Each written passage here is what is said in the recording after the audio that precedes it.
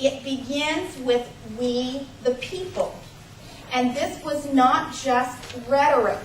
We have learned over the last few weeks the critical nature that our founders saw, that all men are created equal, that we are endowed by our Creator with unalienable rights, and that to secure these rights, we institute governments among men that derive their just powers from the consent of the governed.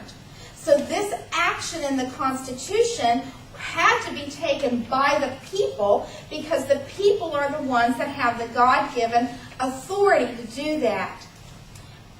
Another important idea behind this very important phrase, we the people, is that it really reveals that our framers had a view of government as a covenant. The Mayflower Compact was one of the very first of our nation's important documents, and the word compact is another word for covenant. That as a group of people, we covenant together. It's stronger than just an agreement. It has, to a point, a spiritual power behind it. So we the people, in order to form a more perfect union, what they had found was there had been tremendous disunity under the Articles of Confederation. We're not going to stop and go through some of the things that were going on, but this was what they're referring to. To form a more perfect union of the states is to end this disunity that had existed under the Articles of Confederation, to establish justice. This is important because under the Articles there was not an orderly federal court system. There was not a means, an absolute fixed standard for judgment, and there were not courts that had the authority to arbitrate between one state and another. And so this idea of establishing justice was important to them to ensure domestic tranquility. There had actually been armed conflict that had broken out in certain communities. Probably the best known was in the state of New York. It was called Shays' Rebellion. And as a result of that, there were people arming themselves. There were skirmishes. There were fights going on. So to ensure domestic tranquility, to try to deal with these kind of rebellions and armed conflict, the Constitution attempted to address issues that had allowed that to come about. Now, I'm going to make a little side trip, and we're going to jump forward in history by several years. But other than the Civil War, there have only been one time in American history where two states actually fought each other. Does anybody know what they were? Ohio and Michigan. It was.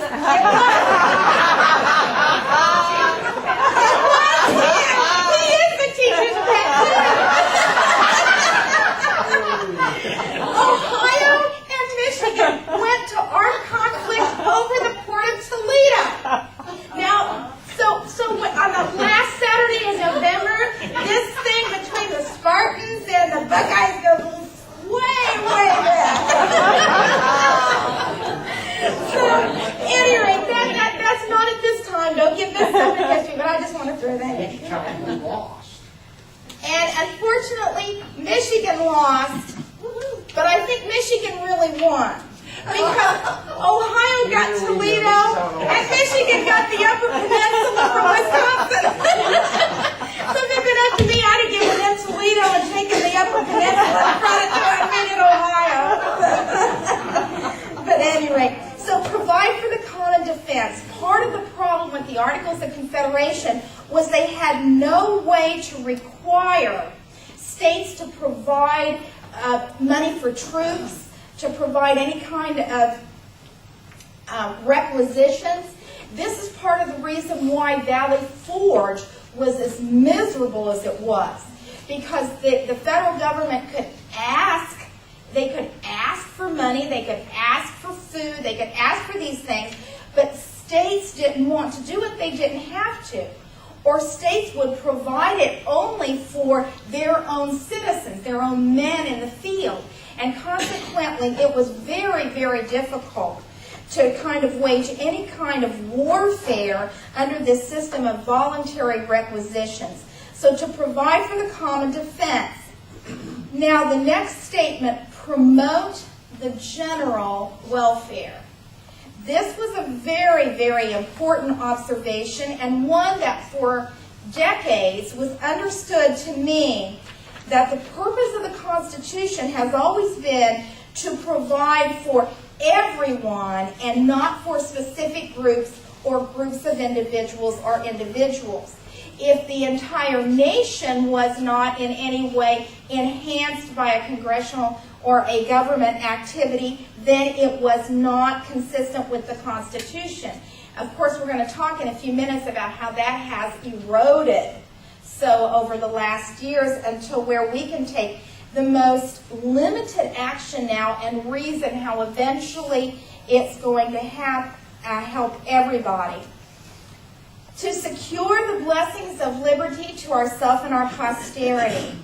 This tells us where the founders' heart was.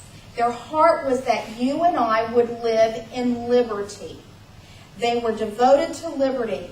And then it says, to ourselves and to our posterity.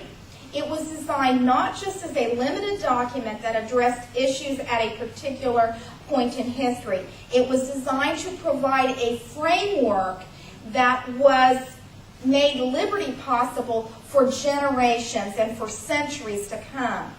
So it affirmed, I think, something that is so critical to us, and that is that one generation is responsible to protect the liberties of those that will come after them. And sadly, I am concerned that we're not doing that at this present time. So it was designed to promote liberty. It was intended to be permanent. They saw these principles as being timeless, and it affirmed one generation's responsibility to another.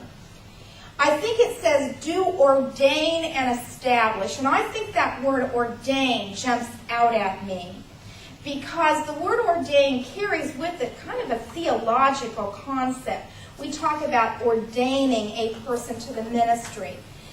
In Webster's 1828 dictionary, the very first definition of ordain is very interesting to me, because it means to set something into a ministerial office or to set something aside for the service of God. Now, I know the word ordain can be used established and so forth, but I think that in our founders' minds, that word ordain did have a very important concept, that this document was not strictly political, that its purpose was to help the United States of America move toward the call that God had placed on this nation. So the word ordain has a strong theological implication to ordain and establish this Constitution for the United States of America. So with that in mind, very short, Sherry's going to read for us now Article 1, Section 1. All legislative powers herein granted shall be vested in a Congress of the United States, which shall consist of a Senate and a House of Representatives. Now go ahead, Sherry, and let's read. Section 1 is pretty self-explanatory. We have a two-house legislature. Remember when we talked about polybus or polybius, depending on who you talk to? And he talked about having the need to blend the strengths of a monarchy and an oligarchy and a democracy. This is what we see beginning to be woven into the fabric of American life. Sherry, Article 1, Section 2. The House of Representatives shall be composed of members chosen every second year by the people of the several states, and the electors in each state shall have the qualifications requisite for electors of the most numerous branch of the state legislature. No person shall be a representative who shall not have attained to the age of 25 years and then 7 years a citizen of the United States, and who shall not, when elected, be an inhabitant of that state in which he shall be chosen. Representatives and direct taxes shall be apportioned among the several states which may be included within this union, according to their respective numbers, which shall be determined by adding to the whole number of free persons, including those bound to service for a term of years, and excluding Indians not taxed, 3/5 of all other persons. The actual enumeration shall be made within 3 years after the first meeting of the Congress of the United States, and within every subsequent term of 10 years, in such manner as they shall by law direct. The number of representatives shall not exceed 1 for every 30,000, but each state shall have at least 1 representative. And until such enumeration shall be made, the state of New Hampshire shall be entitled to choose 3, Massachusetts 8, Rhode Island and Providence Plantations 1, Connecticut 5, New York 6, New Jersey 4, Pennsylvania 8, Delaware 1, Maryland 6, Virginia 10, North Carolina 5, South Carolina 5, and Georgia 3. When vacancies happen in the representation from any state, the executive authority thereof shall issue writs of election to fill such vacancies. The House of Representatives shall choose their Speaker and other officers, and shall have the sole power of impeachment.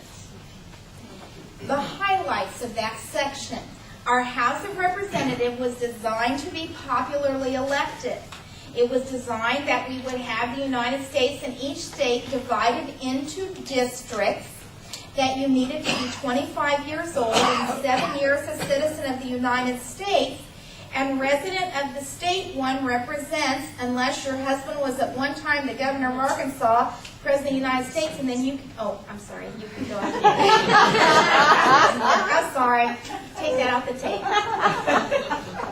You're not preaching, that's okay. You are supposed to be a resident of the state which you represent. Actually, that would be the Senate. We're jumping a little ahead of ourselves. But then here we see, as we mentioned, the 3/5 where taxation was going to be based upon population. They defined a person in servitude as a person in servitude for 2 or more years. They would count 3 for every 5 for taxation purposes. Here is where the census that we've just come through in the last few months is constitutionally mandated. So they would have accurate numbers upon which to base representation and taxation. Another important point in this section is if in the event a vacancy does occur, the office must be filled by election. That's why we'll have special elections. The idea was to keep someone from being elected or being in a position of representation, moving out and then allowing a governor or someone else to appoint a person to that spot. The idea was to keep the House of Representatives accountable to the people.